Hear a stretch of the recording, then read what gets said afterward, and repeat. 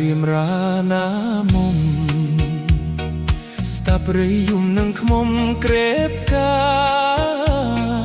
ជាសូបានឬជាវាសនាស្គាល់កុំគៀប៊ូស្រាជួភ្នំឆ្លងតាមបងកាត់ទឹកថ្លាឆ្វេងក្បងទឹកលេងស្ដាប់ភ្លេងរ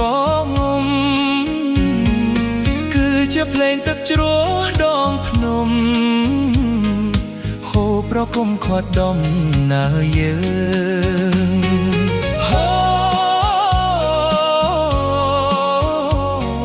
ខ្យល់ចំនោមណ្ឌល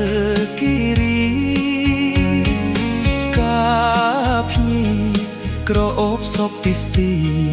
នាំឲ្យយើងទាំងពីរអាឡ័យចិត្តមិនចង់ឃ្លាតទៅវិញសងនឹកស្រណោះតែជ្រោះពូស្រាជាធម្មជាតិកំដរគូសង្សារក្រេបរសជាតិស្នេហានៃយើង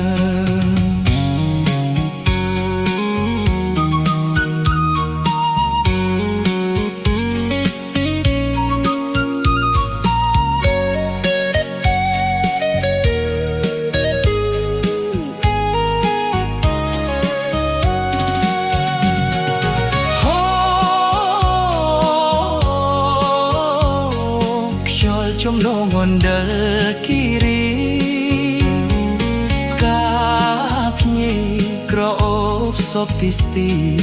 នាំឲ្យយើងទាំងពីរអាឡ័យ